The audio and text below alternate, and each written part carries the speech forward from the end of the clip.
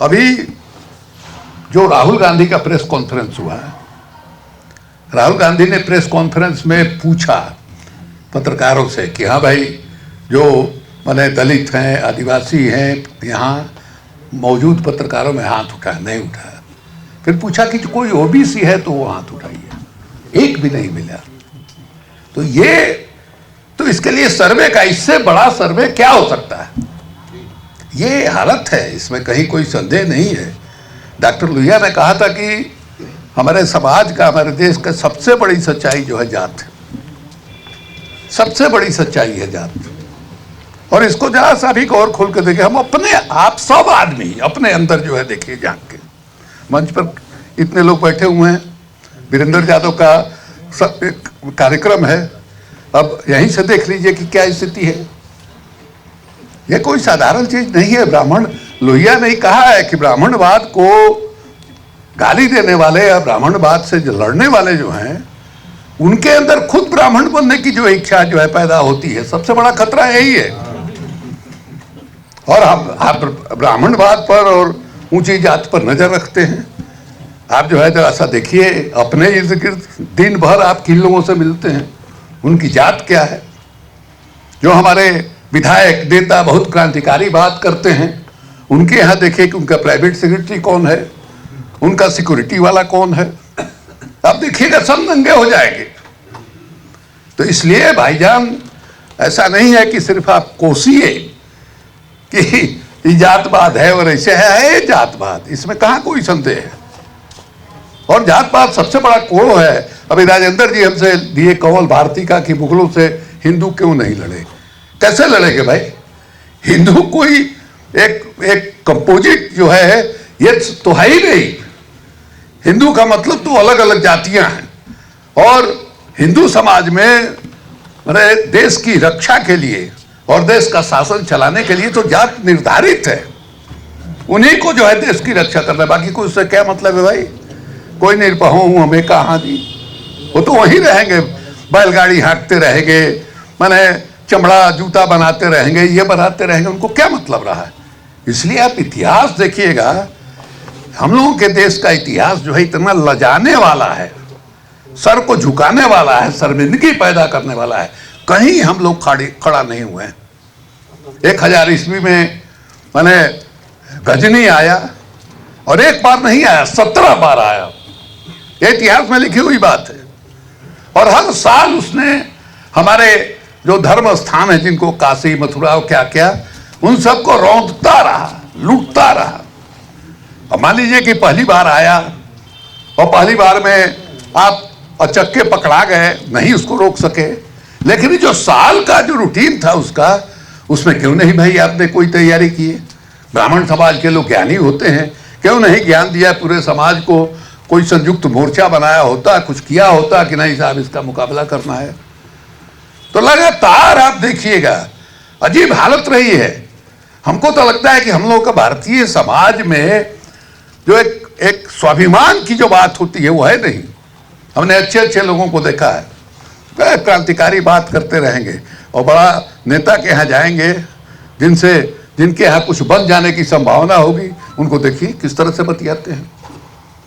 इसलिए ये बड़ा ढोंगी समाज है हम लोगों का, बहुत ही ढोंगी समाज है। वीरेंद्र जी ने, आज संविधान दिवस है, और संविधान दिवस के दिन अपना 100वां का जो ये है उत्सव है, वो मना रहे हैं हम लोगों के साथ। ये बहुत ही सामान्य बात नहीं है। अभी हमारे राष्ट्रीय जनता दल के कार्यालय में भी मैंने संविधान दिवस मनाया गया। और हमारे देखिए, हम भूल जा रहे हैं आजकल, मेरा नाम वहाँ भी बोलते बोलते हम भूल गए। यूसुफ मेहर अली को विशेष रूप से हम लोगों ने माने याद किया आज के दिन। यूसुफ मेहर अली नाम से लगता है, हमको लगता है कि वो पारसी थे और साधारण आदमी नहीं थे। उनके ग्रेट ग्रैंडफादर जो है, उन्होंने बंबई में पहली टेक्सटाइल मिल लगाई थी। बहुत संपन्न परिवार के आदमी थे और गजब के तेज आदमी थे। बहुत लोगों को लगता है कि अंग्रेजों भारत छोड़ो, क्विट इंडिया, ये नारा जो है महात्मा गांधी का रहा होगा। नहीं, ये यूसुफ मेहर अली ने क्विट इंडिया शब्द का इजाद किया। ये तय हो गया था कि नहीं साहब, अंतिम अल्टीमेटम जो है अंग्रेजों को देना है, देश छोड़ करके वो जाएं। और इसके लिए कांग्रेस पार्टी की नेशनल कमेटी की मीटिंग हो रही थी वर्धा में, और वहां जब प्रस्ताव पास हो गया, तय हो गया कि नहीं साहब आंदोलन की शुरुआत करनी है, तो गांधी जी ने पूछा कि इसका नारा क्या होना चाहिए। अब किसी ने कुछ सुझाया, किसी ने कुछ सुझाया। मैंने यूसुफ मेहर अली ने कहा कि क्विट इंडिया, बस गांधी जी ने कहा कि बस यही है, भारत छोड़ो। और यही मैंने नारा जो है समझिए कि पूरे 42 के आंदोलन का नारा बन गया। तो गजब के आदमी थे वो। उसके पहले साइमन कमीशन आया था, लोगों को याद होगा 1927 में साइमन कमीशन आया था हमारे देश का, कि जो राजनीतिक परिस्थिति है, जागरूकता कैसी है, हम फिट है कि नहीं, मैंने और लोकतांत्रिक अधिकार पाने का, इसका अध्ययन करने के लिए। और उस कमीशन में 7 जो है सांसद आए थे, 7 जो है मैंने अंग्रेज थे। यहाँ बड़ी मैंने रोष पैदा हुआ कि भाई आप आ रहे हैं और इसमें कोई हिंदुस्तानी आदमी जो है इसका मेंबर नहीं है, हम इसका बहिष्कार करेंगे। अब ये तय हुआ, और उसमें यूसुफ मेहर अली जो है, उन लोगों ने, उनकी एक नौजवानों की एक जमात थी, उन लोगों ने तय किया कि नहीं साहब, अब ये कहा कि साइमन कब जो है हिंदुस्तान की धरती पर पैर नहीं रखे। और उन लोगों ने नारा लगाया साइमन गो बैक। याद होगा आप लोगों को, साइमन गो बैक का नारा लगा था, ये भी नारा उन्हीं का दिया हुआ था।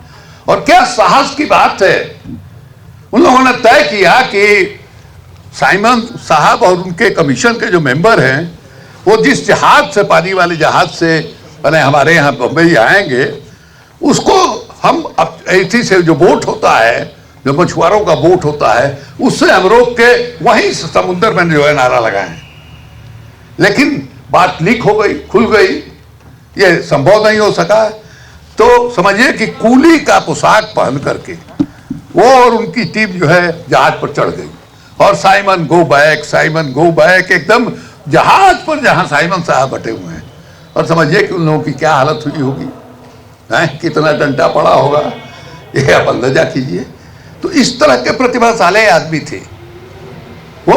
1941 में जेल में थे, 42 में जेल में थे, 42 में जेल में थे, और कांग्रेस पार्टी ने उनको बंबई में मेयर का उम्मीदवार बना दिया, और बहुत आसानी से वो जीत गए, मेयर हो गए। जेल से निकले चुनाव लड़ने के लिए, फिर उनको शायद अंग्रेजों ने छोड़ा और मेयर बन गए। और जिस तरह से मेयर का काम किया, एक सबसे आश्चर्यजनक बात ये थी कि अंग्रेज एक तरह का टैक्स लेते थे शहरों में, कि जो माने हवाई हमला होगा, सेकंड गोल्ड वार चल रहा था, हवाई हमला होगा, उससे रक्षा के लिए टैक्स लगता था कि साहब अस्पताल का इंतजाम, तो बाकी चीज, तो सायरन का, तो फलाना ठिकाना। इन्होंने तय किया कि नहीं साहब, ये पैसा हम अंग्रेजों को नहीं देंगे। अंग्रेजों ने मैथी को, क्या नाम है, बर्मा को छोड़ दिया। जब बर्मा पर बमबारी हुई जापानियों की, वहां से भाग गए, मलाया से भाग गए। कौन ठीक, हमारे देश में बमबारी हो, यहां से भी भाग जाए। उन्होंने कहा कि हम नहीं देंगे। तो अंत में उनके लिए अंग्रेजों को एक दूसरा नियम बनाना पड़ा कि नहीं साहब, ये पैसा जो है बंबई का जो कॉर्पोरेशन है वहीं रहेगा। ऐसे लोग थे। जब वो मरे, उनका देहावसान हुआ 1950 में, बहुत कम दिन रहे, मैंने 37 साल की उम्र में, 2003 में उनका जन्म हुआ, और 50 में उनका जो है देहांत हो गया, 37 साल की उम्र में। 37 साल की 47 साल, लोहिया गए 57 साल में, वो गए 47 साल में। उस समय मैंने बम्बई के इतिहास में अनोखी विदाई आप कह सकते हैं, मैंने अपने चहेते नेता को जो बम्बई ने दिया, कि एक खास समय पर हर रेलगाड़ी रुक गई, बस रुक गई, कारखाना का काम रुक गया, हर बम्बई ठहर गई, और लोगों ने सीटी बजा करके, आवाज दे करके उनको जो है विदाई दिया। बम्बई में आज तक उस तरह की विदाई किसी को नहीं मिली। समाजवादी आंदोलन के थे। हमने कहीं पढ़ा था, वो जयप्रकाश जी के बहुत अच्छे मित्र थे। जयप्रकाश जी उनके यहाँ जाते थे, बम्बई में ठहरते थे। तो उन्होंने लिखा है जयप्रकाश जी के बारे में कि जब वो अपना सेफ्टी रेजर खोलते थे सुबह सुबह दाढ़ी बनाने के लिए, तो बड़ा फक्र से जेपी कहते थे कि देखो यूसुफ, ऐसा सुंदर और इतना बढ़िया सेफ्टी रेजर जो है बम्बई में किसी के पास नहीं होगा। तो मन में से तो गाली निकलती थी कि भला बताइए कैसा समाजवादी है, हाँ इतना कीमती जो है सेफ्टी रेजर रखा है और उसके बाद इस तरह से बोल रहा है। फिर मन में आता था कि इतना बढ़िया खूबसूरत चेहरा है, इतना नाजुक चेहरा है, इस चेहरे के लिए ही सेफ्टी रेजर जो है ठीक है। तो इस तरह से उन्होंने कई किताबें भी लिखी हैं, 8 बार जेल गए। तो ये समाजवादी आंदोलन में हम लोगों ने देखा है एक से एक नक्षत्र जो है पैदा हुए। और डॉक्टर लोहिया ही क्या थे, जयप्रकाश जी क्या है भाई, आप याद कीजिए 1942 में क्विट इंडिया मूवमेंट के बाद अंग्रेजों ने जो दमन किया, उस दमन के बाद देश में डेमोरलाइजेशन था, लोगों में बहुत असंतोष था। और उस समय जयप्रकाश नारायण जो है हजारीबाग की जेल फाड़ गए, देश में बिजली की तरह लहर दौड़ गई, लोगों को लगा कि साहब अंग्रेजों को इन्होंने जीत लिया। यह हालत है, कैसे जेल से निकले, कैसे भागे, उनके पैर में तकलीफ, वेरिकोज वेन फट जाता था नस। रामनंदन मिश्र ने, सूरज बाबू ने किस तरह से टांग करके उनको पहुंचाया। डॉक्टर लोहिया हनुमान नगर जेल में डॉक्टर जयप्रकाश जी के साथ बंद हैं। सूरज बाबू के की जो टीम है, आजाद दस्ता उसको कहा जाता था, सूरज बाबू भी, हम लोगों का देश पता नहीं अजीब है। सूरज बाबू जैसा क्रांतिकारी आदमी की हत्या हो गई रांची में, डंडा से लाठी से मार मार के लोगों ने उनका जान ले लिया और कुछ पता नहीं चला किसने ऐसा किया। सूरज बाबू जयप्रकाश जी को के साथ मैंने हजारीबाग जेल से भागे थे, उनको कंधा पर लेके आए थे। और ये जब दोनों आदमी पकड़े गए हनुमान नगर जेल में गए, हनुमान नगर जेल में मैंने जब सूरज बाबू को मालूम हुआ कि नहीं साहब जयप्रकाश जी और लोहिया जेल में बंद है हनुमान नगर, वहाँ से 30 या 35 किलोमीटर दूर थे उनके मैंने जमात में, लोहिया जी के जमात में, समाजवादियों के जमात में गुलेरी जी थे, शायद बिरादरी से धोबी थे या क्या, हमको ठीक से याद नहीं है। उनको कहा गया कि जाके सूरज बाबू को खबर करो, और दौड़ते हुए गए और बताया। और वहाँ से 30 किलोमीटर जो है आजाद दस्ता सूरज बाबू का दौड़ते हुए पहुँचा मैंने हनुमान नगर। और कैसे भाई छुड़ाया जाए, कैसे हमला किया जाए, पुलिस का पहरा है। तो किस किस तरह से गोली चला के बॉल को पहले उड़ाया गया, उसके बाद पटका गया जो सिपाही जिसके पास कबर में चाबी लटका हुआ था, उससे छीन करके ताला खोला गया। उसमें बड़ा मजेदार एक घटना का वर्णन आता है कि लोहिया जी बड़ा मोटा ग्लास का चश्मा पहनते थे, उनकी आँख जो है बहुत ज़्यादा मैंने चश्मा पावर की ज़रूरत थी, गिर गया चश्मा। अब गिर गया तो बेचारे मैंने चारों तरफ टटोल रहे हैं, अंधेरा है, तब तक किसी ने जो छुड़ाने के लिए लोग गए थे उसके छाती पर मैंने भिड़ा दिया रिवॉल्वर। बाबू ट्रिगर दब नहीं वाला है, तब तक उन्होंने कहा कि मेरे भाई मैं लोहिया हूँ, इस तरह से जेल से निकले। किस तरह से लोहिया को लाहौर जेल में मैंने सजा दी गई। अभी गजब के आदमी थे, गजब के आदमी थे, उनको सजा दी गई और इतना टॉर्चर हुआ। जयप्रकाश जी भी लाहौर किला में थे, लेकिन उस तरह से उनका टॉर्चर नहीं हुआ था। मैंने एक हफ्ता 10-10 दिन जगा के रखना, तरह तरह से सवाल करना। मैंने क्या कहा जाए, लोहिया के साथ दिक्कत ये थी कि वो अपना तकलीफ जो है बताते नहीं थे। आमतौर पर नेताओं को ये आदत होती है कि अपने तकलीफ को बढ़ा चढ़ा करके कहें, लेकिन लोहिया इसके ठीक विपरीत थे। वहाँ से हुआ कि नहीं साहब, उनके एक दोस्त थे गोवानीज, वो उन्होंने इनवाइट किया कि आप आइए गोवा में हमारे यहाँ आराम कीजिए 44 में। वहाँ जब गए तो वहाँ के लोग को मालूम हुआ कि लोहिया आ गए हैं, सब लोग उनसे मिलने के लिए आए। उन लोगों ने बताया कि किस तरह से हमारे यहाँ जो पुर्तगालियों का शासन है, वो शासन अंग्रेजों से भी मैंने ज़्यादा जो है अन्यायी जुल्मी है। मैंने किसी तरह की आज़ादी हम लोगों को नहीं है। लोहिया जो है निकल गए संघर्ष के लिए, गिरफ्तार हो गए। उसके बाद महात्मा गांधी ने डॉक्टर लोहिया के समर्थन में बयान दिया, जवाहरलाल नेहरू ने नहीं दिया, कांग्रेस पार्टी का और कोई नहीं नेता बोला, लेकिन मैंने गांधी जी लगातार जो है लोहिया को बहुत मानते थे, बहुत ही मानते थे। उन्होंने फिर वहाँ से किसी तरह से रिहाई हुई, कहा कि आया कि फिर हम आएंगे, फिर गए, उनको घुसने नहीं दिया, पकड़ के बाहर निकाल दिया। ये हालत रही। उसके बाद मधुली में जो है उस आंदोलन को जारी रखे। मधुली में को भी कितना सहना पड़ा, उनके बारे में हल्ला हो गया कि उनकी मृत्यु हो गई मधुली में के बारे में। ये समाजवादियों का जो इतिहास रहा है, ये इतिहास जो है ये अद्भुत किस्म का इतिहास रहा है। इतना संघर्ष जो जिन लोगों ने किया है, ये कहा जाता है कि मार्क्सिस्ट लोग बहुत लड़ाकू होते हैं। आप देखिएगा कहीं दिखाई नहीं देता है उस तरह से। आज़ादी की लड़ाई में ही देखिएगा क्या स्टैंड रहा है।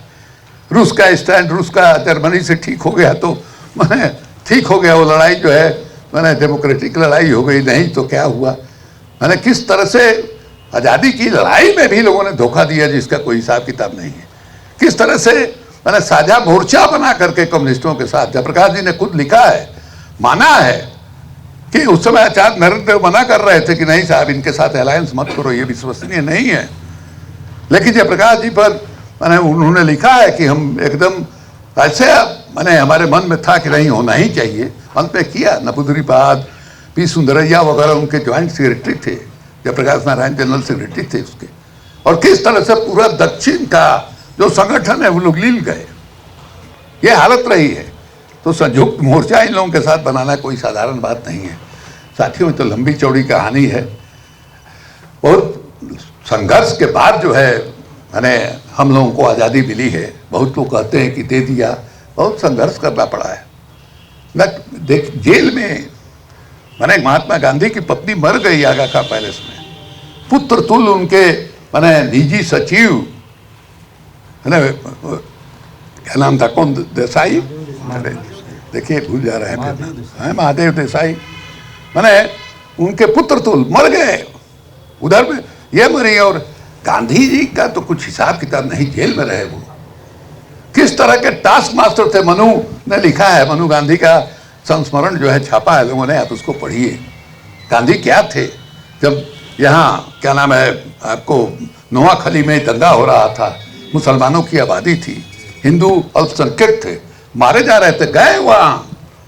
और किस तरह से उसी के पहले जो है कलकत्ता में जो दंगा हुआ था उसमें उन्होंने भूख हड़ताल किया। वहाँ जाने के बाद और सब तो अलग बात है, नंगे पैर वो चलते थे। मैंने धान वाला इलाका आर पर चलना जो है बड़ा कठिन काम। वो एक किस तरह के मिजाज के आदमी थे। एक गांव से दूसरे गांव में गए तो नहाने के समय उनके पास झावा था, एक झावा आप लोग देखे होंगे, पहले पुराने ज़माने में लोग घर में रखते थे, पैरों रगड़ करके उससे साफ करते थे। वो झावा छूट गया और मनु गांधी को उन्होंने कहा कि झावा क्या हुआ, कहे कि छूट गया, तो कहे कि जाके ले आओ।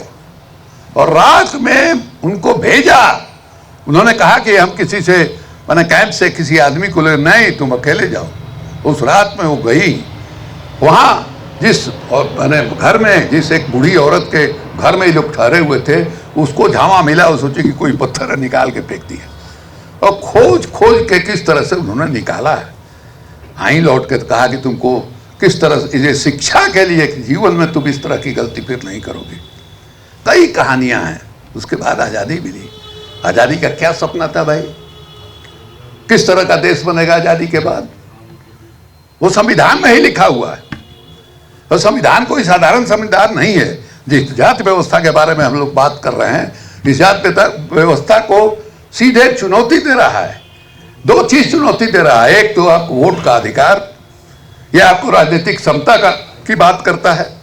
किसी का वोट हो, माने मुसहर का वोट हो या ब्राह्मण का वोट हो, सबका वजन सबका मान एक बराबर है, ये इस तरह की बात करता है। दूसरे जो छुआछूत है इसको दंडनीय अपराध मानता है।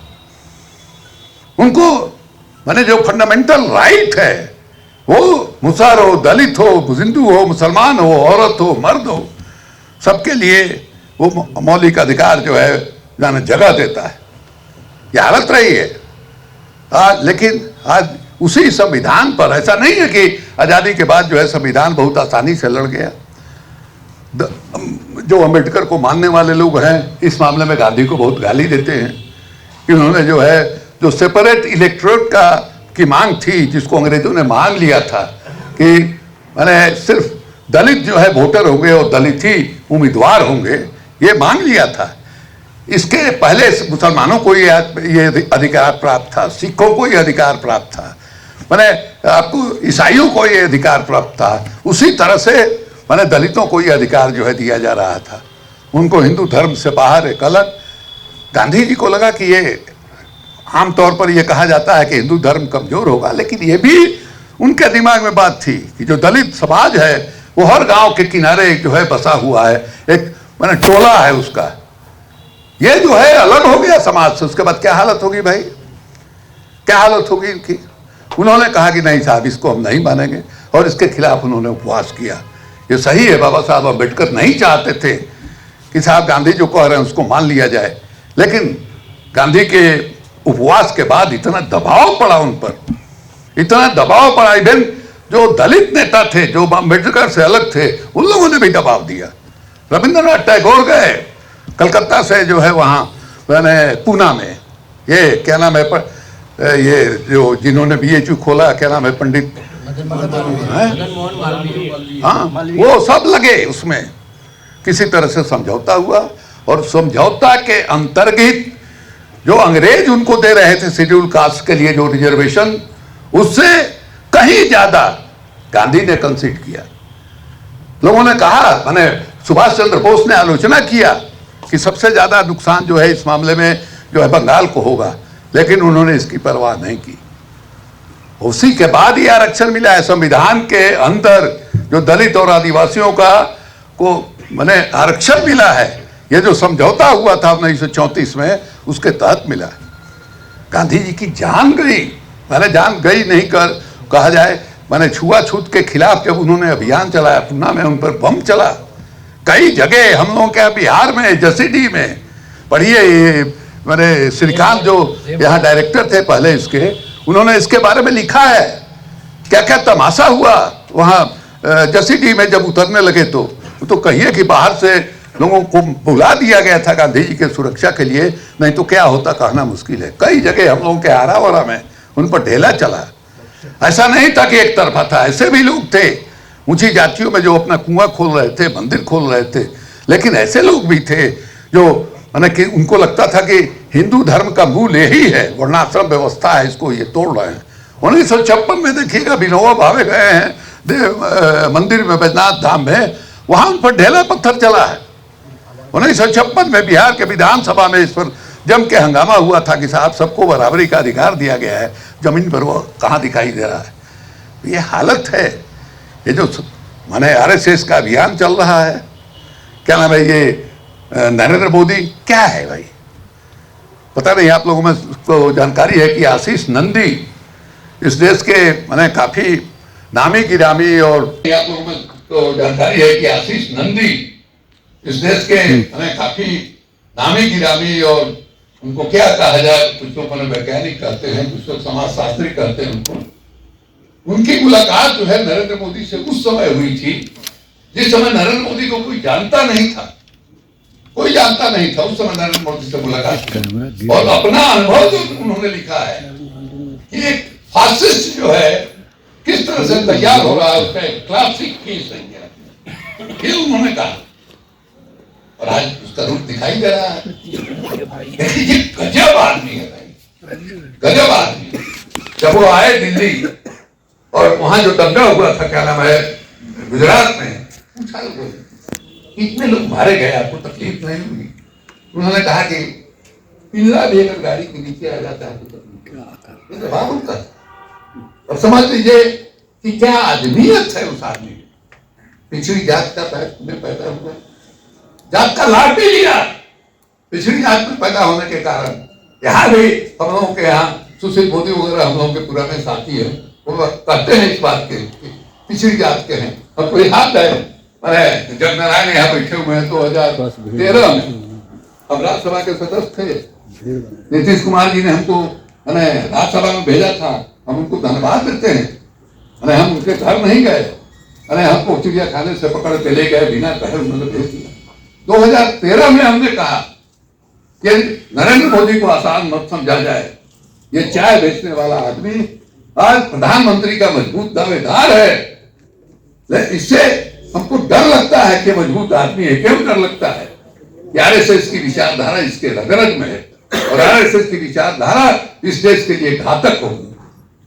बड़ा भारी हंगामा हुआ था मेरे भाषण को लेकर के, और हमको पहली दफा जो है भेजा था, क्या नाम है, नीतीश जी ने राज्यसभा में 3-4 महीने के बाद जो है हमारा टर्म खत्म हो रहा था, दिल्ली में जिन लोगों ने भाषण सुना, बड़ा प्रचार हुआ था उस भाषण का, सब लोग बोले अरे आपका दिमाग खराब है भाई, 3-4 महीने के बाद आपका टर्म खत्म हो रहा है और आप इस तरह की बात बोले। अब हम अपने आदत से लाचार, हम रोक नहीं पाए अपने को, हमने भाषण दिया तो नीतीश जी ने हमको दूसरा टर्म नहीं दिया और दूसरा टर्म ही नहीं दिया, पार्टी से निकाल दिया। आज वही बात सच दिखाई दे रही है, नीतीश गलत थे और सही थे उस समय। ये स्थिति रही है, आज अच्छी बात है, सब लोग मिलजुल करके लड़ रहे हैं। हमारी तो इच्छा है, हमको अपनी कोई इच्छा नहीं है, हमको क्या है, हम जिंदगी में 2 बार एमएलए बने और 1 बार राज्यसभा में नीतीश जी ने भेजा, और एमएलए भी बने तो ऐसा नहीं है कि किसी लालू जी के कृपा से बना, लालू जी के खिलाफ चुनाव लड़े, हीरो से बाई इलेक्शन हुआ, उसमें अब समता पार्टी से विधायक हुए थे, समता पार्टी से विधायक हुए थे। इसलिए साथियों मैंने बहुत अच्छी स्थिति नहीं है, हमको कोड़ होती है जब हम अखबार देखते हैं, लोग नेता को मैंने जमीन का आदमी नहीं समझते हैं, उनको आसमान का आदमी समझते हैं, भगवान बना रहे हैं, कोई गांधी बना रहा है, कोई कुछ बना रहा है, कोई कुछ बना रहा है। और नेता कैसे है, इनको बचता कैसे है, इनको कैसे अच्छा लगता है इस तरह की चापलूसी, इस तरह का ये कैसे अच्छा लगता है। अजीब हालत है। डॉक्टर लोहिया ने कहा है कि जब तक जो है पार्टी का कार्यकर्ता अपने नेताओं की गलती की आलोचना नहीं करेगा, तब तक हिंदुस्तान की राजनीति सुधरने वाली नहीं है। इसलिए साथियों ऐसा नहीं है, बहुत आसान चीज नहीं है। नरेंद्र मोदी का जो दिमाग है, उनकी जो मानसिकता है, मानसिकता बहुतों को है, नरेंद्र मोदी से जो लड़ रहे हैं उनको भी है। प्रेस को किस तरह से गलत दबा जाए, ये सत्ता में बैठने वाले लोग जानते हैं। कोई विज्ञापन बंद करता है, कोई कुछ बंद करता है, कोशिश करता है कि भाई मुट्ठी में रहे हमारे अखबार। ये हालत रही है। इसलिए आज संविधान दिवस है, संविधान को बचाने का क्या मतलब है, हमारा बोलने का अधिकार, हमारा अपनी राय रखने का अधिकार, ये नहीं रहेगा, देश आगे कैसे बढ़ेगा भाई। कुरुक्षेत्र के मैदान में अगर अर्जुन ने कृष्ण से सवाल नहीं किया होता तो गीता की रचना कैसे हुई। इसलिए सवाल पूछना जो है, ये विकास का, आगे बढ़ने का, मनुष्य के ऊपर उठने का एक रास्ता। और आज वो हालत ऐसी है कि पूरा मीडिया पर कब्जा। मीडिया ही एक है कि जो जनता की बात को सत्ता के पास पहुंचाता है, सत्ता की बात को जनता के पास पहुंचाता है। आज वो भूमिका खत्म हो गई है, आज एक तरफा बात दिखाई दे रही है। और ये छोटे छोटे जो पोर्टल आए हैं, जिनको 1-1 मिलियन लोग देख रहे हैं, वो उनके आंख में गड़ रहा है। अभी हम लोगों ने देखा न्यूज़ क्लिक के साथ क्या हुआ, उसके लिए कायदा कानून बनने जा रहा है, किस तरह से उसको अपने नियंत्रण में रखेगा। ये हालत है, ये बहुत बड़ी चुनौती है। अगर संविधान बचेगा तो लोकतंत्र बचेगा, न संविधान पर बहुत भारी खतरा है। अभी देखिए क्या हुआ भाई, इंडिया गठबंधन बना तो इंडिया नाम छोड़ दिया, भारत कर दिया। अभी तो नया क्या, अभी G20 की मीटिंग हुई थी, उसमें राष्ट्रपति की ओर से न्योता गया। उन न्योता में लिखा हुआ था कि माने president of Bharat, president of India नहीं लिखा हुआ था। भारत के राष्ट्रपति आप संवैधानिक है इस्तेमाल करना, लेकिन प्रेसिडेंट के साथ इंडिया लगेगा। ये इसी रूप में हमारे राष्ट्रपति शपथ लेते हैं। लेकिन उसके 10 दिन पहले क्या नाम है, मोहन भागवत का बयान आया, भारत तो पुराना नाम है, इसलिए इसका इस्तेमाल होना चाहिए, और इस्तेमाल होने लगा। ये हालत है। पूछना चाहिए मोहन भागवत जी से कि भाई आपका जो संगठन है, 1925 में आपका संगठन बना, एक ही जात का आदमी आपके संगठन का मुखिया क्यों होता है? अगर सचमुच आप देश को एक करना चाहते हैं तो कभी दलित को बनाइए, कभी पिछड़ा को बनाइए, कभी औरत को बनाइए। अगर आप मुसलमान को नहीं भी बनाना चाहते कि नहीं, हिंदू का संगठन है, तो हिंदू में जो अलग अलग जाति के लोग हैं उनको आप क्यों नहीं बनाते हैं? तो ये एक रंग में इस देश को रखना चाहते हैं, और ये बहुत ही खतरनाक है, इतना विविधता वाला देश है। इसलिए साथियों आज संविधान दिवस है। संविधान दिवस के दिन हम लोगों को संकल्प लेना चाहिए, और वीरेंद्र जी को भी संकल्प लेना चाहिए।